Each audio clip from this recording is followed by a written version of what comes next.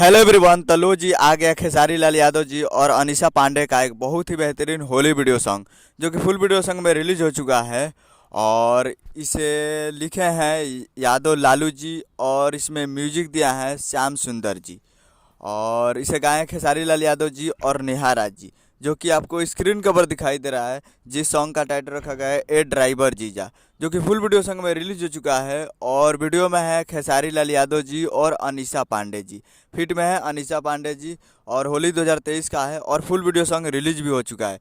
तो आप लोग अभी तक इस वीडियो सॉन्ग को नहीं देखे हैं तो आप लोग जाइए और जाकर Adishakti films Bhojpuri YouTube channel पे फुल वीडियो सॉन्ग जाकर आप देख सकते हैं। Adishakti films Bhojpuri YouTube channel पे जाइए और जाकर फुल वीडियो सॉन्ग देखिए और प्यार दीजिए।